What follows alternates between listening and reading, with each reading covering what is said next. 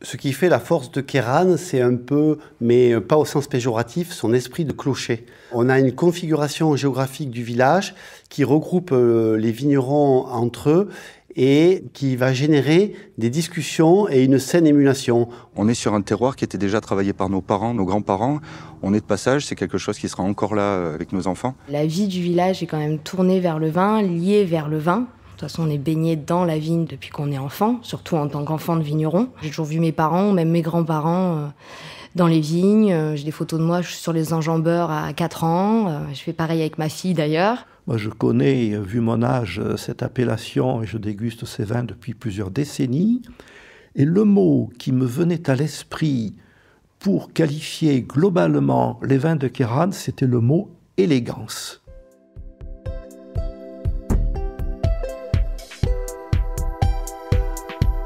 Partir à la rencontre des femmes et des hommes qui font le vin, découvrir les territoires de notre pays, ses terroirs et ses appellations, c'est ce que propose ce documentaire sonore. Bonjour à toutes, bonjour à tous, bienvenue dans Paroles de Vigne, une émission qui révèle le génie des vignobles. Kéranne peut s'appuyer sur une longue histoire viticole et un savoir-faire reconnu.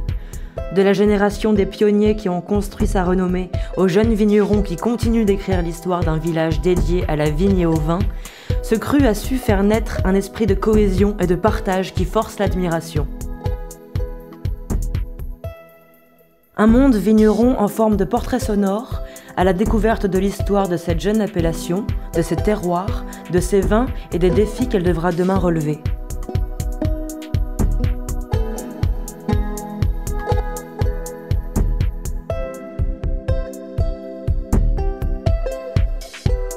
Kéranne, sur les chemins du grand vin, un documentaire réalisé par Louis-Victor Charvet.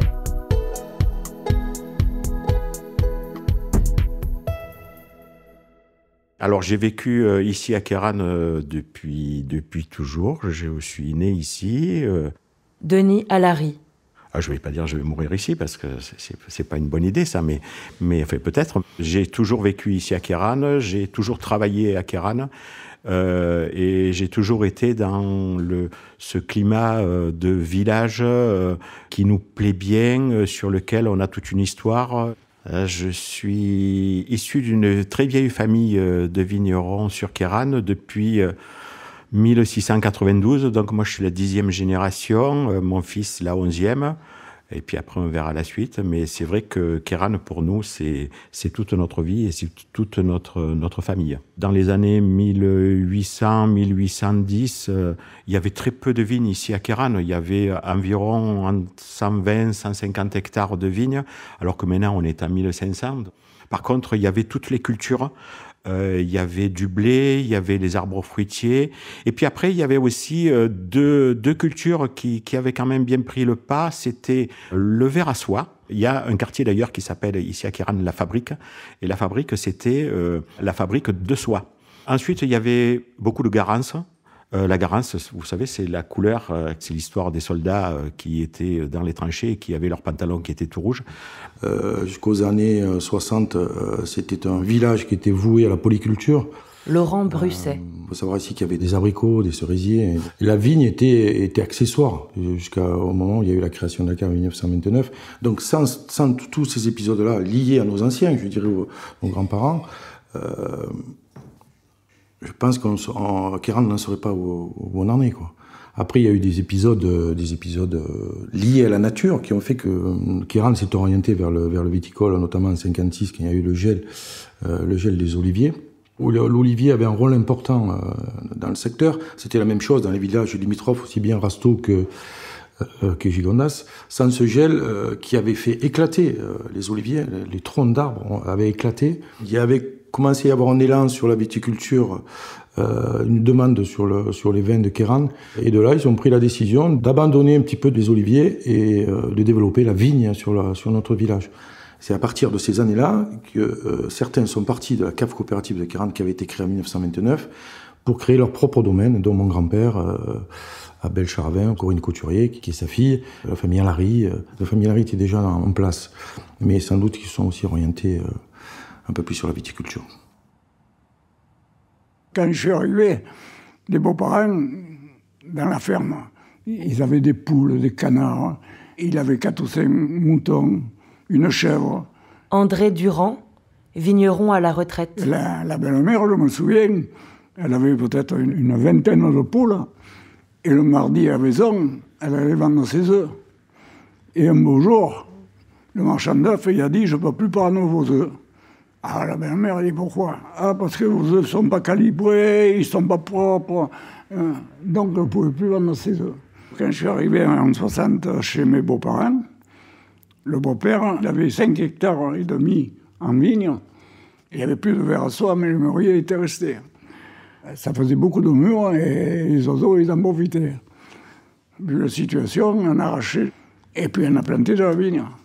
Avant, il n'y avait pas que la vigne. Même dans les vignes, il y avait quelques rangées de pêchers. Et il y avait un coin de cerisiers, il y avait une quinzaine de cerisiers. Et je me rappelle que c'était pas la joie parce que quand il fallait sulfater, parce qu'à l'époque, il n'y avait pas les machines de maintenant, hein. Mais comme les parcelles étaient petites, je prenais la sulfateuse à dos, je faisais les parcelles à dos. Il n'y avait que très peu de domaines à Queyranne. Les vignerons vendaient des raisins qu'ils vendaient au négoce. Denis Crespo, cave de Queyranne.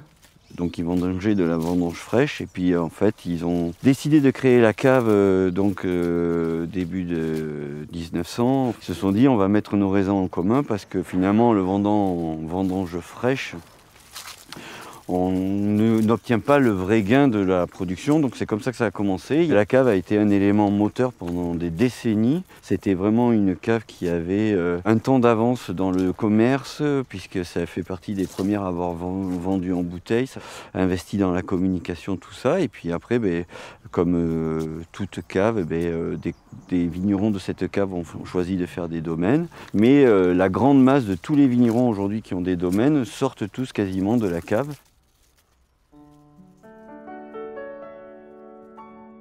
La première fois que je suis venu à Queyranne, je me suis dit, c'est un paradis pour la vigne. Je me disais, mais pourquoi ce coin n'est pas une appellation comme Gigondas à côté, par exemple? Thierry De Sauve, cofondateur de Béthane et De Sauve. Je pense que c'est dans les années 60 que le vin a commencé à se personnaliser. Avant, c'était des vins de table et tout le monde était focalisé là-dessus. À partir des années 60, on découvre un peu les terroirs. Mais les Côtes-du-Rhône, c'est juste un vin de comptoir. Tous les villages des Côtes-du-Rhône, ils existent, ils travaillent, mais ils sont un peu noyés dans ces grands assemblages du ballon de côte. Moi, je me souviens, mon père, il nous ramenait à la maison des cartons des vins du village d'à côté. C'était Vaqueras, mais voilà, du coup, Vaqueras, Queyranne, Gigondas, ça commençait à être connu de tout le monde. Et puis... il y a un moment où certains producteurs se sont dit il faut aller plus loin. Ça démarre toujours comme ça. Il y a toujours des vignerons plus ambitieux ou plus jusqu'au boutiste ou plus idéalistes que les autres qui commencent à bien travailler. Et puis on les repère, ils vendent bien leur vin, ça fait une émulation dans le village. Mais au début, c'est quelques-uns commencent à suivre le mouvement et puis après, de plus en plus. Et Queyranne, c'est exactement cette histoire.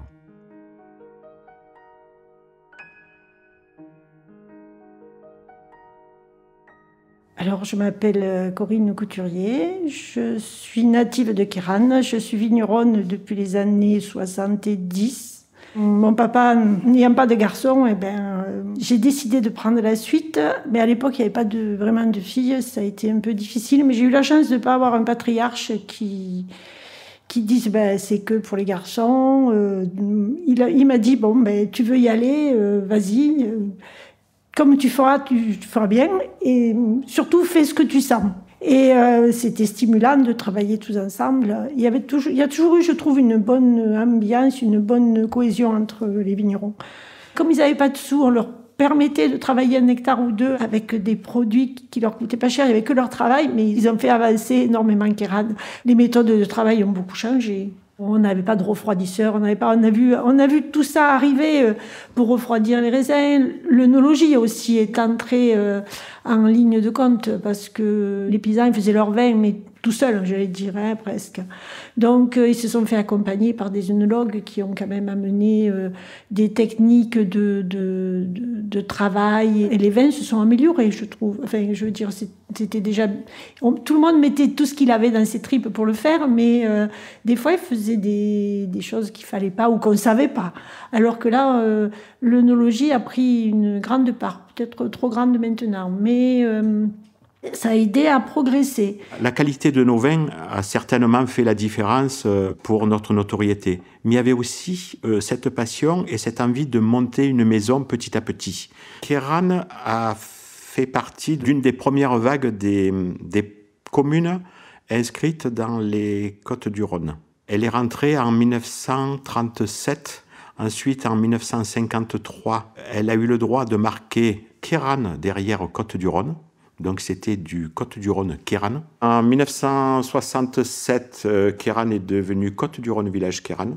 Et puis après, il nous a fallu quand même de longues années pour nous mettre d'accord sur est-ce qu'on ne fait pas une appellation Queyranne à nous.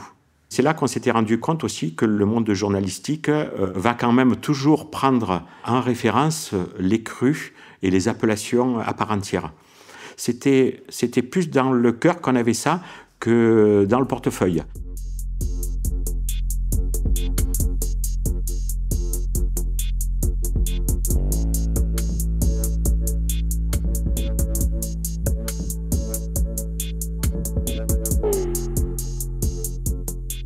À l'époque, c'est vrai que j'ai des amis vignerons aussi, comme Marcel Richaud.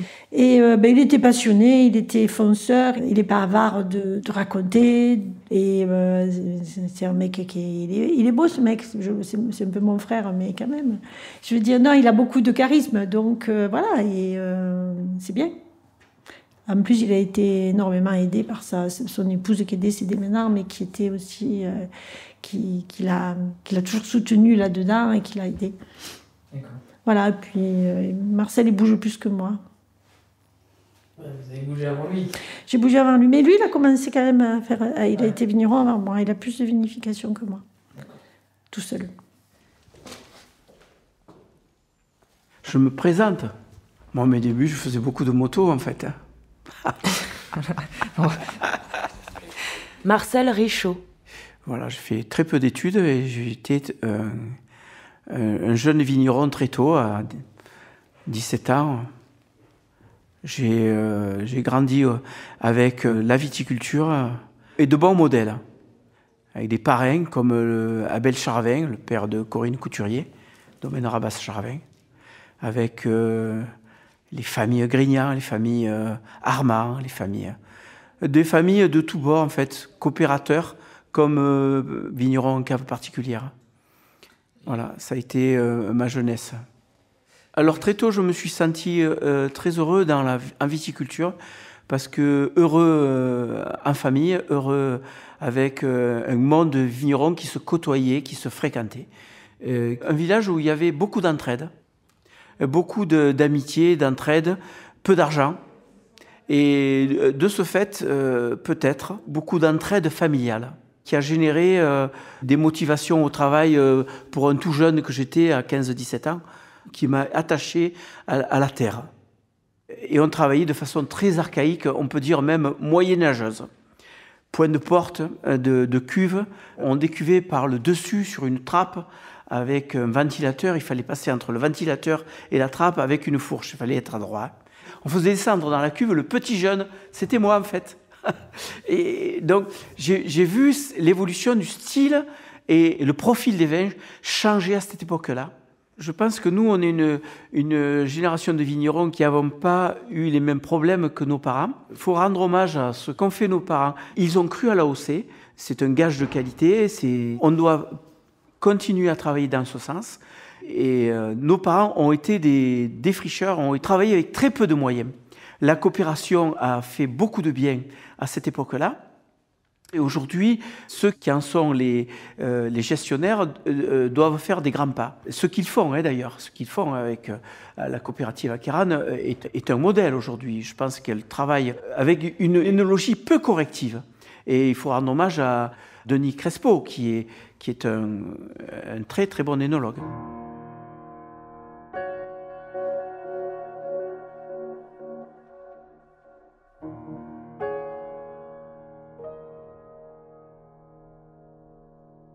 2016, ça a été le Graal, nous sommes passés à un cru. Donc nous sommes rentrés dans la cour des grands, le 18e cru de la vallée du Rhône, avec de fortes ambitions et surtout de fortes convictions qui ont été écrites dans un cahier des charges. Un cahier des charges qui a été mûrement réfléchi, parce que nous avons commencé à y travailler en 2008. Ça a été un travail de 8 années de réunions, de concertation, d'explications, en essayant de fédérer, avec savoir que dans notre monde viticole, nous avons des personnes d'âge différents, des personnes avec des caractères différents, des personnes avec des visions différentes. Nous avons des gens qui travaillent dans leur vigne et qui ne vendent pas de vin, qui n'ont pas forcément pris un avion pour voir le prix d'un Kiran à New York ou la concurrence que nous vivons, nous, internationalement. Donc c'était un gros travail de fond pour arriver à fédérer toutes ces personnes qui s'investissent pour notre village et qui sont les porte-drapeaux de l'appellation Kiran. Nos parents voulaient pousser vers le haut l'appellation et cet entrain, ils nous l'ont donné. Philippine Benardo, domaine Les Grands Bois. Ils ont travaillé chaque année, à chaque millésime, pour faire un vin le meilleur possible. Et l'obtention de ce cru, c'est vraiment une reconnaissance de tout ce travail qui a été fait pendant des années.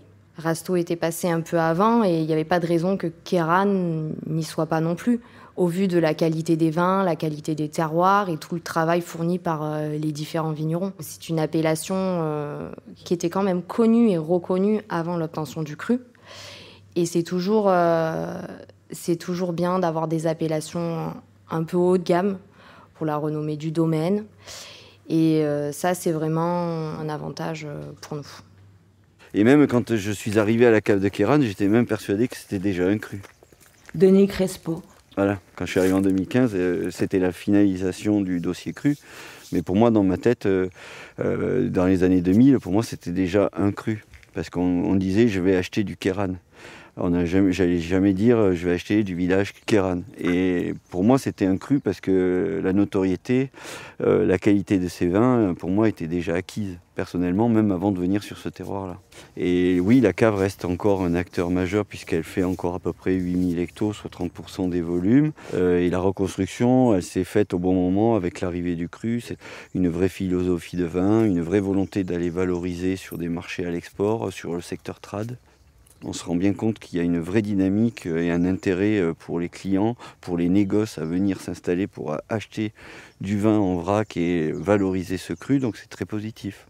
Il y avait à l'époque assez peu de négoces du vin et même il y a encore la possibilité de croissance parce que les caractéristiques, je pense, de ce vin étaient un petit peu noyées dans l'image des Côtes-du-Rhône village. Pierre Amadieu.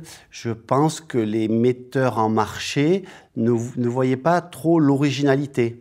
Et le travail qui s'est fait auprès des vignerons dans la démarche de passage en cru leur a permis d'affirmer, alors depuis la fin des années 2000, je crois que c'est en 2008 que le dossier a démarré, donc ça devait mûrir dans la tête des vignerons un petit peu moteurs de l'appellation. L'idée de passage en cru leur a permis de caractériser, d'aller plus loin eux-mêmes dans leur domaine, dans l'analyse de chacune de leurs cuvées, d'en trouver les caractéristiques liées au terroir, et de ne plus rester dans une simple démarche cépage méditerranéen, climat méditerranéen, on est dans le Rhône, point barre. Donc de se dire, ben oui, on est une appellation autour d'un village, d'un clocher, on s'entend bien, on se connaît bien, et on va bâtir quelque chose, et ça redescend jusque dans la vinification, le suivi des raisins et la cuvée. Donc il y a un élan pour séparer de l'image Côtes-du-Rhône village le Kiran, portés par des figures emblématiques qui ont pris leurs valises, qui sont allés vendre leur vin à partir des domaines. Et le négoce n'arrive pas forcément dans un premier temps. Le négoce, il va chercher des vins très marqués et peut-être que la démarche de caractériser et de donner une vie propre au Kiran est arrivée un peu plus tard. On n'a pas des vignerons individualistes. Cette émulation, maintenant, chacun l'a approchée avec sa propre réflexion. Et suivant ses affinités, a dit ben moi je vais faire un peu plus que le voisin sur la vigne, sur la sélection parcellaire, sur la plantation, sur la date de récolte, sur le mode de vendange, sur la vinification, sur l'élevage, sur la mise en bouteille, à qui je vais le vendre. Et cette émulation entretient la flamme et nous permet d'avancer et de performer. Et il n'y a pas grand monde qui a quitté le bateau. Chacun veut faire mieux que le voisin, regarde le voisin, mais le respecte, le vénère et essaie de trouver... on a vu des vignerons qui ont dit « Ah ben, mon voisin à Kéran a fait comme ci, comme ça, eh ben, tiens, je vais essayer. » On est dans une période d'émulation, d'essai, de recherche perpétuelle. C'est ce qui fait la jeunesse d'un cru.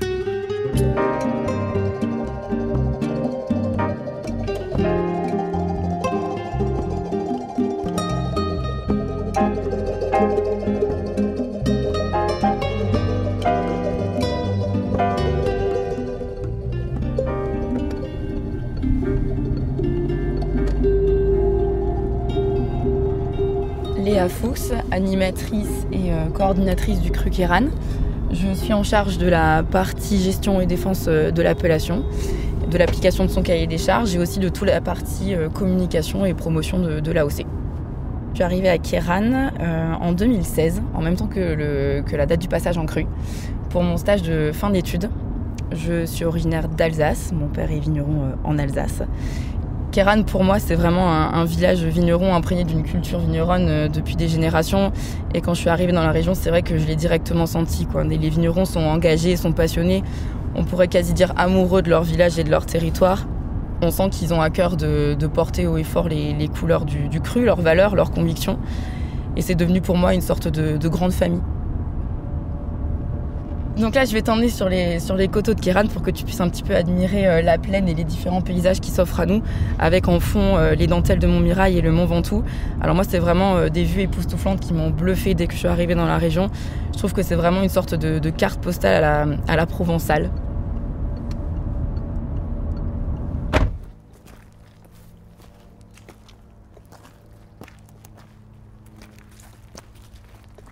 Donc là, on voit Kéran, le Ventoux, les dentelles. Bon. Alors on a un peu le soleil, mais quand ça se lève le matin, c'est magnifique.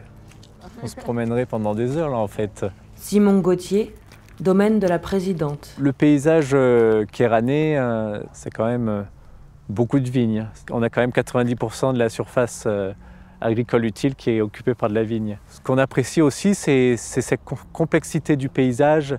C'est les bosquets, ce sont les allées de cyprès. Donc il y a celle du domaine, vous voyez, il y en a une qui longe la route.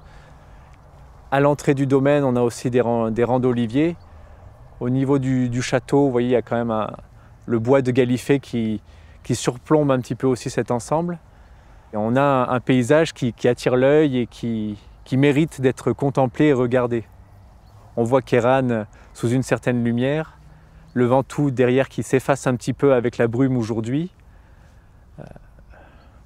Un terroir, on essaye de le découvrir, de l'observer, on essaye de ne pas lui couper la parole, on le laisse s'exprimer. Et on voit d'année en année comment on se découvre et comment on peut tirer parti de ces terroirs. Nous voilà arrivés au village historique de Kéran, sur un piton rocher, sur un oppidum, comme beaucoup d'autres villages de la région. Bruno Boisson. L'histoire de Kéran remonte loin ici, puisqu'on a ici une tour des Templiers.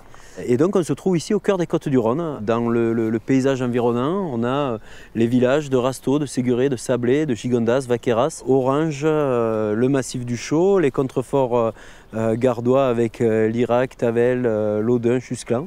Donc on est vraiment au cœur des Côtes-du-Rhône et Kéran se compose de différents terroirs parce qu'il est né d'un chaos géologique en fait. On est entre le Massif central à l'ouest et les Alpes à l'est et en plus on est sur la faille de Nîmes qu'on voit bien à Gigondas avec les dentelles Montmirail.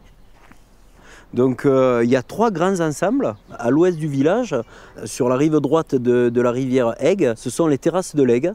C'est une succession de bancs de cailloutis, d'argile fine et de sable calcaire qui donnent au vin des notes très réglissées, fraîches, épicées qui viennent apporter ce supplément de fraîcheur aux assemblages de Kéran. Deuxième terroir, les garrigues. Donc là, on se trouve au sud du village, un terroir tout à fait différent, très solaire, très caillouteux, avec des gros galets roulés sur une matrice d'argile rouge riche en fer. C'est en fait les rivières de l'Aigue et de l'Ouvèze qui se retrouvent là. Durant le temps, il y a des matériaux qui ont été apportés et qui donnent un sol qui est très solaire du fait de cette partie très caillouteuse. La proportion de cailloux y est très, très importante. Et donc on a des vins plus profonds, plus ronds, plus puissants et qui amènent un certain fond au vin de Queyranne. Le troisième terroir, c'est celui de la montagne, le moins homogène des trois. D'une part par son altitude, là on va démarrer à 130 mètres et on va monter jusqu'à 260 mètres, voire 300 mètres sur les hauteurs du plateau. Et on va retrouver une proportion d'argile sur ce terroir-là qui est en général plus important que sur les deux premiers. Ce qui va donner une certaine profondeur, une galbe, une rondeur au vin et garder, grâce aux argiles, garder un peu plus d'eau. Ce facteur physique de garder plus d'eau permet un meilleur équilibre aussi. Donc on n'est pas sur le terroir ni le plus puissant, ni le plus aromatique, mais celui qui va apporter le plus de fond et de profondeur au vin. Est-ce que cela a un sens de qualifier les terroirs et de créer une échelle, en quelque sorte, qualitative? Dans la plupart des cas, oui. Georges Truc, œnogéologue. Mais il faut apporter une nuance de taille, c'est-à-dire que chacune de ces familles de terroirs possède des talents. Et ces talents, c'est aux vignerons de les révéler par le travail apporté à la vigne, essentiellement, beaucoup plus qu'à la vinification.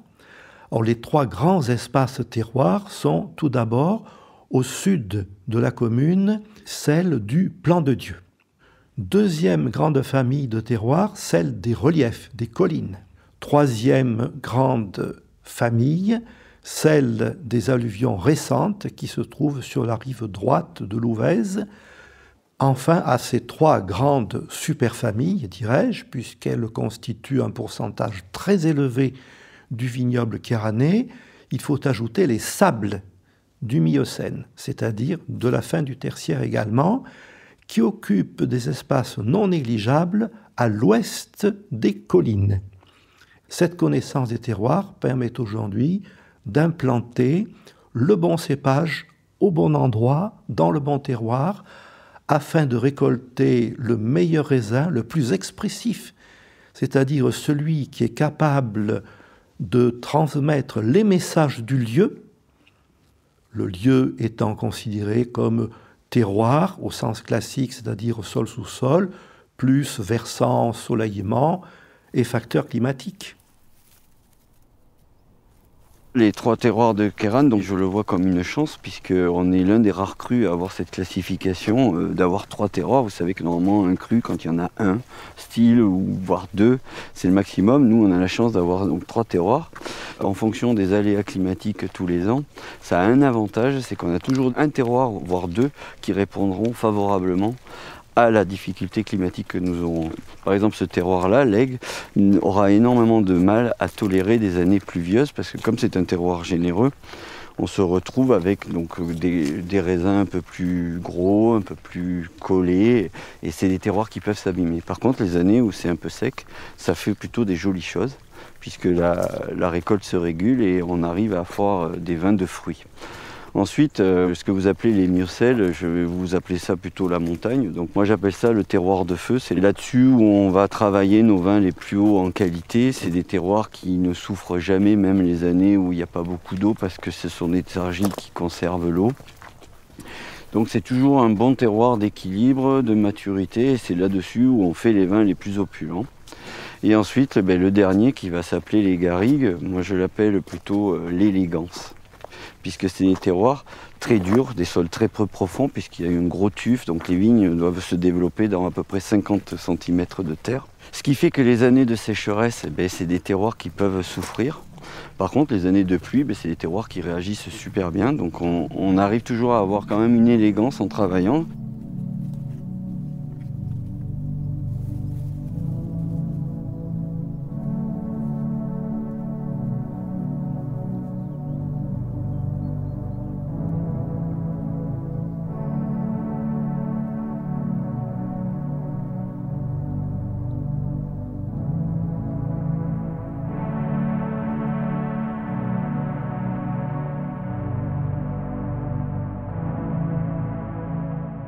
Chacun a le terroir, le climat, propre manière de faire, celle de ses parents peut-être, celle de son voisin. Ça avance, il y a des questions. C'est quelque chose de très complexe, la viticulture ici. Ça ne touche pas que le vin, ça touche les paysages, ça touche le travail, le no-tourisme.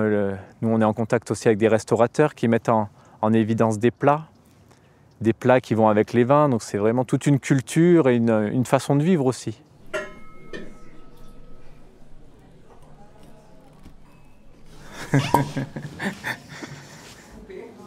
On recommence depuis le début.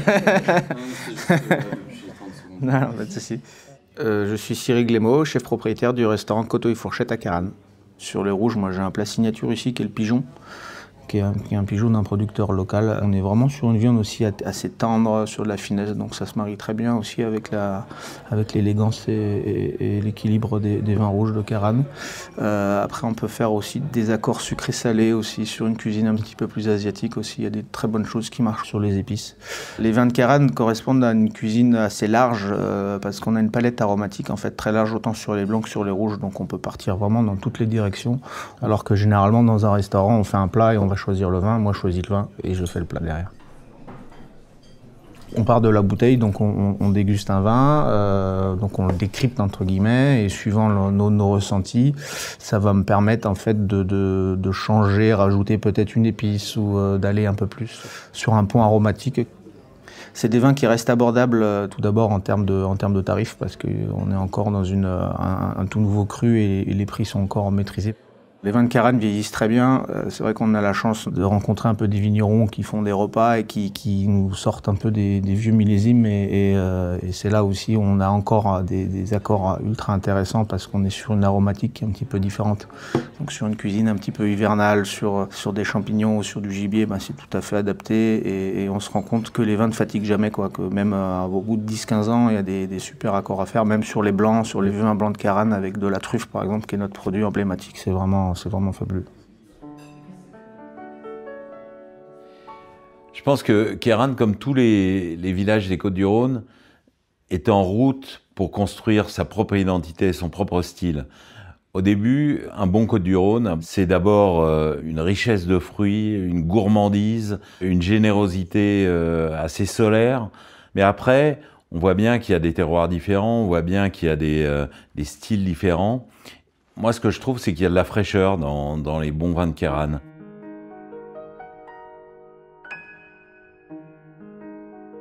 Depuis longtemps, je trouve quand même qu'il y a une jolie harmonie avec des épices assez fins sur les Queyranne, avec plus ou moins de tanin après, mais dans l'ensemble, je trouve que la finesse, des vins un peu élégants, soyeux, voilà. Parce qu'on a quand même beaucoup d'argile sur Queyranne, et je pense que ça vient de là, et beaucoup de vieilles vignes aussi. Et les vieilles vignes apportent quand même beaucoup d'élégance.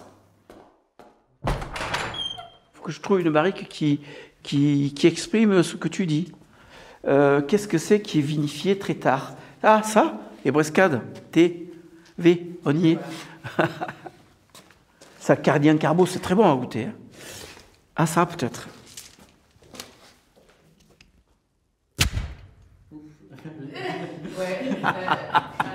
Top. C'était bien? T'es content de ton... On va en avoir un deuxième. Ah, un autre. Alors, attends. Alors, ça, c'est la thé Mourvèdre. Mourvèdre. Puisque ça marche avec le ça. Tiens, ça. Ah, mais ça va pas le faire, si.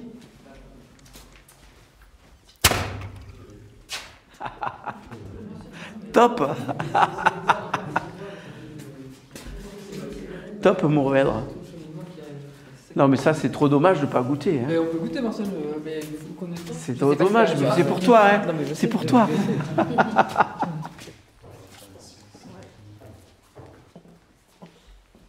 Alors, moi, je pense que le grenache, c'est le socle.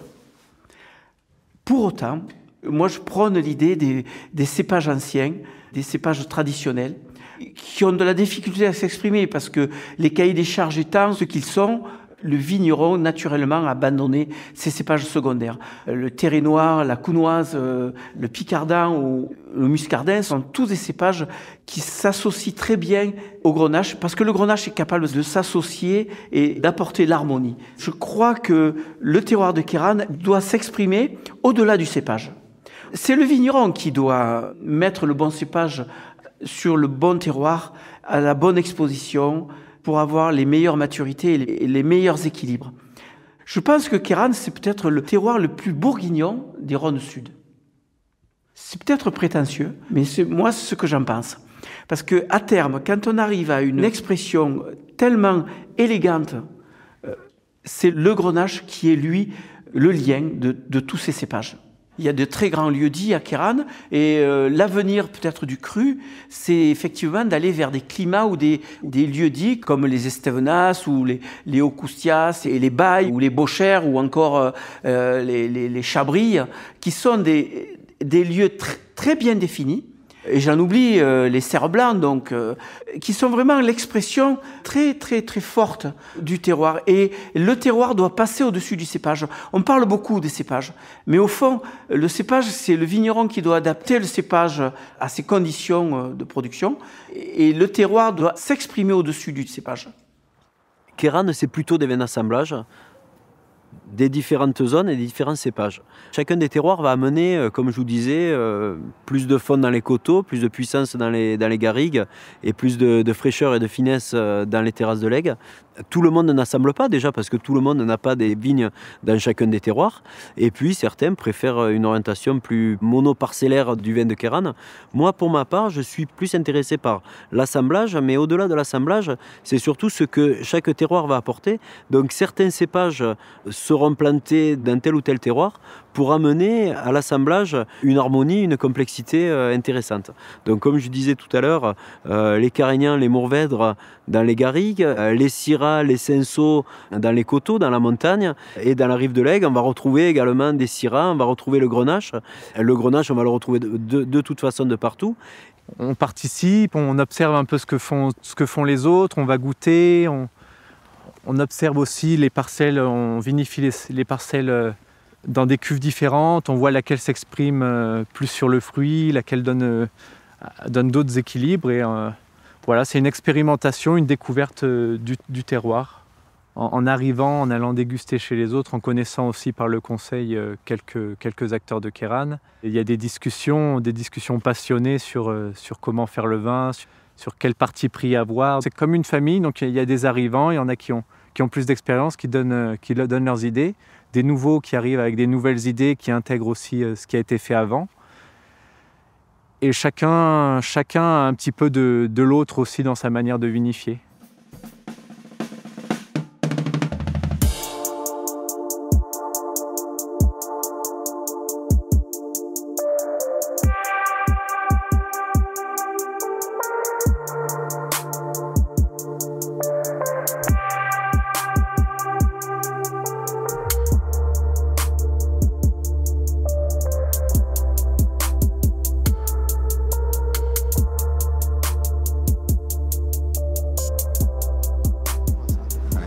J'ai compris, ouais. Les millésimes se suivent et ne se ressemblent pas, mais il y a quand même une grande tendance de changement qui est en place. Romain Roche. On est sur un terroir qui était déjà travaillé par nos parents, nos grands-parents. On est de passage, c'est quelque chose qui sera encore là avec nos enfants. Donc c'est quelque chose qui s'imprime dans le temps.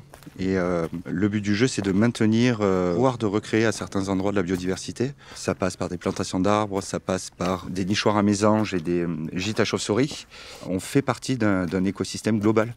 Donc je pense que c'est assez important de pouvoir s'inscrire, de prendre un peu de recul ou de hauteur pour pouvoir s'inscrire dans un ensemble. Tous les arbres qui sont autour, tout ce qui pousse autour, toute cette nature environnante, tout est lié. Et le but du jeu, c'est de la maintenir, la préserver, voire la remettre en place à certains endroits. La dernière action qu'on a menée, c'est en faveur aussi de la biodiversité au sein de la parcelle de vigne. Yves-Jean Houser, domaine des Amadieux. Donc on a mis en place des nichoirs à mésanges et des gîtes à chauves-souris. Et en fait, on apporte le gîte. Et s'il y a de la biodiversité dans la vigne, l'animal va chercher cette biodiversité. Et on s'aperçoit que des chauves-souris, que des mésanges viennent nicher dans ces éléments et donc elles ont à manger dans la vigne. Ça veut dire qu'il y a de la biodiversité dans nos sols, c'est-à-dire que nos sols sont vivants. On retrouve des vers de terre, on retrouve des papillons, on retrouve des abeilles sauvages, on retrouve tout ça. Et donc cette biodiversité, elle grandit. Je dirais que l'agriculteur, peut-être, s'est tellement habitué à son environnement qu'il ne le regarde plus. Le fait de le caractériser et de dire c'est comme ça au bord de l'Aigle, c'est comme ça dans la colline du Vatabrin, c'est comme ça sur la plaine, lui a permis de réouvrir les yeux.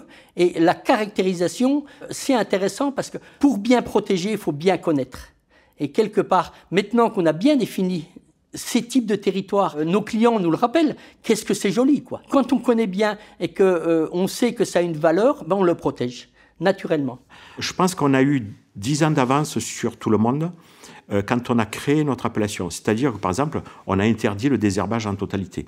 Ça, maintenant, c'est quasiment dans toutes les appellations.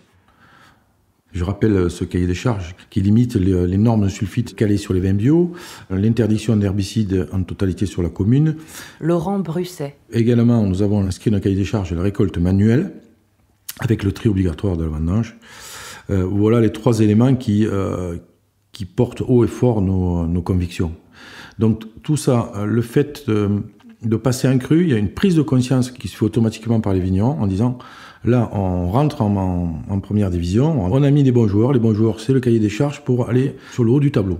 Le haut du tableau, l'idée c'était que nous on était en les dernières entrées, qu'on ne reste pas 10 ans ou 15 ans en 17e ou 16e place. Donc nous étions déterminés, nous le sommes toujours.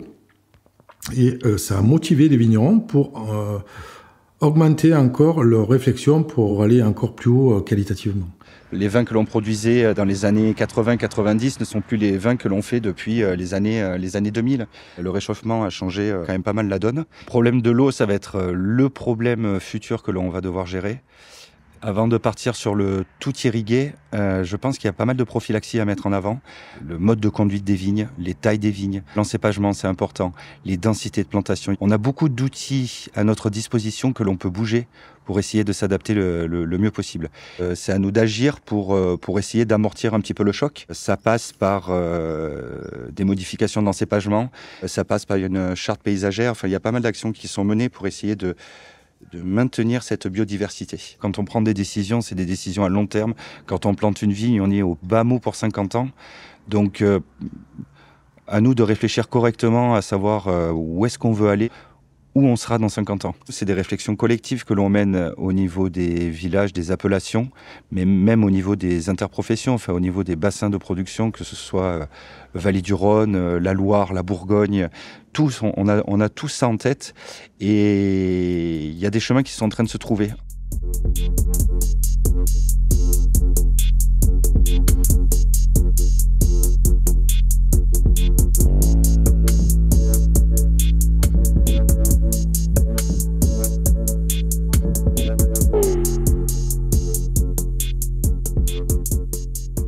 La première chose que j'ai faite en prenant la présidence, c'est créer une commission jeune sur la base du volontariat, bien sûr. Il y a une quinzaine de jeunes qui ont adhéré, producteurs à Queyranne, pas forcément originaires de Queyranne. Donc ça a permis de les fédérer.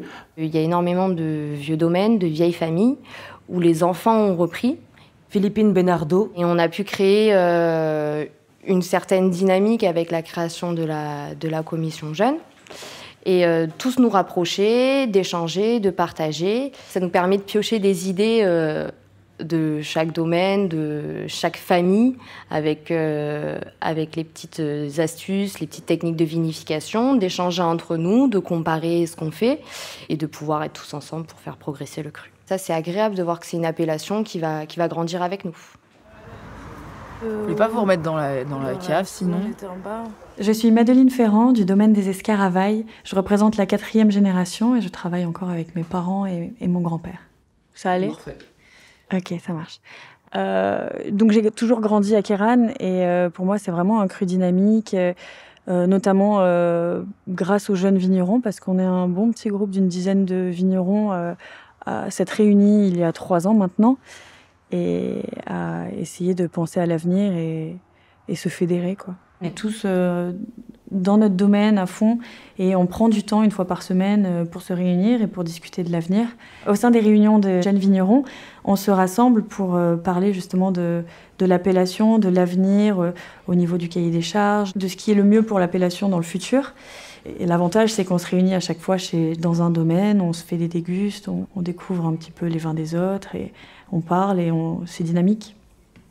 Eh bien, je pense que cette nouvelle génération a la même fougue et la même envie de bien faire et de faire avancer son village. Après, les méthodes sont différentes. De toute façon, le consommateur a changé aussi, donc il faut qu'il s'adapte. Et c'est là qu'il vaut mieux que ce soit des jeunes qui fassent ce genre de trucs que des vieux comme moi. Ce que je voudrais dire aux générations qui viennent, c'est que pour arriver à cette qualité, il faut travailler, il faut être exigeant et ne pas se faire de cadeaux. Il ne faut pas se croire les meilleurs, il faut beaucoup croire en son terroir. Je crois qu'on a une richesse énorme à Kéran, c'est une diversité de terroirs qui est extrêmement complémentaire. Tout est à faire. Il y a des possibilités énormes. En 4 ans donc, d'expérimentation du terroir kéranais, moi je me sens toujours comme un bébé en fait. C'est vraiment, je suis rentré dedans, comme on rentre dans une course en fait, on participe, on observe un peu ce que font les autres. Et les jeunes sont fougueux, donc ils veulent pas tout de suite, mais ils sont pétris de certitude, ce qui est normal quand tu es jeune, tu es comme ça, sinon tu n'avances pas. Mais après, alors ils te demandent quand même des conseils, hein, parce que donc il faut arriver à trouver le juste milieu. Et je pense que pour le moment, on y arrive. Hein. Voilà. Il y a des liens qui sont assez forts entre les familles, entre les domaines. Certains essayent, à des endroits ça peut marcher, à des endroits c'est pas la solution, on essaye autre chose et petit à petit c'est comme ça qu'on avance. Si on ne sentait pas une dynamique globale, collective, eh ben, individuellement parlant, on ne mettrait pas en avant la marque Kéran. Alors moi je suis fier de Kéran parce que quelque part, chaque vigneron ne se vend pas que son nom propre, mais il dit « je suis vigneron à Kéran ».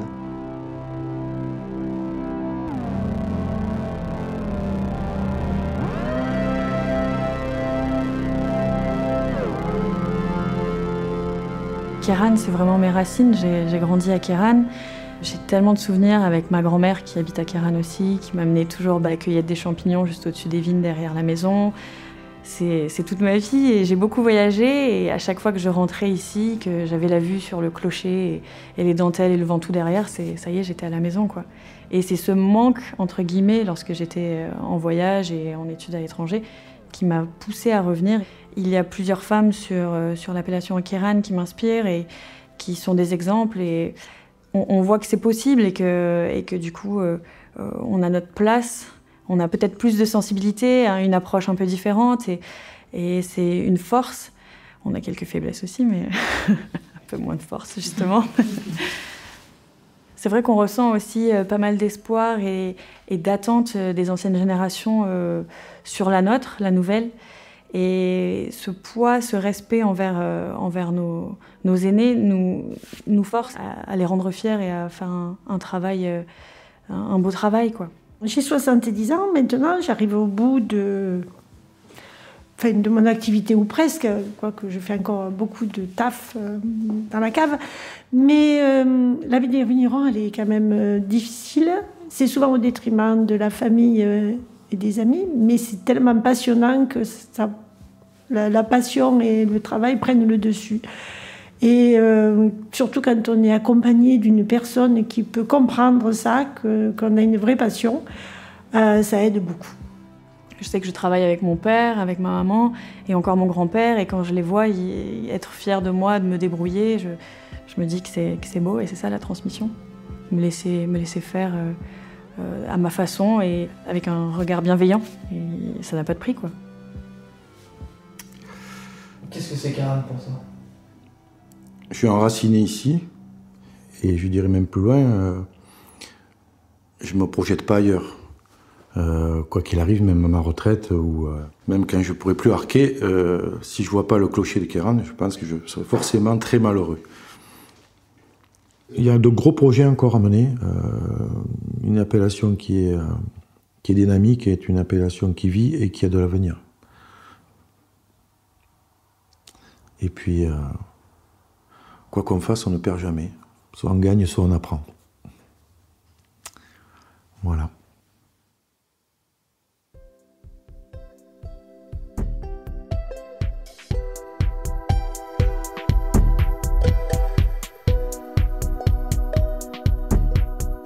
Merci à celles et ceux qui ont participé à cette émission, Philippine Bénardeau, Corinne Couturier, Madeleine Ferrand, Léa Fuchs, Denis Allary, Pierre Amadieu, Bruno Boisson, Laurent Brusset, Denis Crespo, André Durand, Simon Gauthier, Cyril Glémaud, Yves-Jean Houser, Marcel Richaud, Romain Roche, Georges Truc.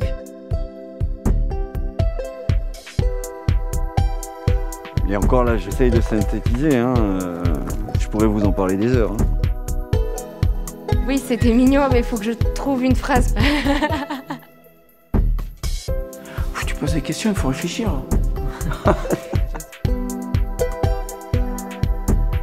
Merci aussi à Marjorie Preux, Julie Coulon, Thierry de Sauve et le restaurant Le Tourneau-Vert à Queyranne. Réalisation Louis-Victor Charvet, production Juliette de Sauve, prise de son Jean Avedikian, montage Nicolas Guillaume, mixage Adrien Canepin, musique Arthur Beauval, voix Noémie Guille. C'était Parole de Vigne, une émission présentée par Béthane de Sauve. Vous pouvez la retrouver en replay sur My Béthane de Sauve et sur toutes les plateformes d'écoute. Bon, j'ai pas dit trop de bêtises, non? Non.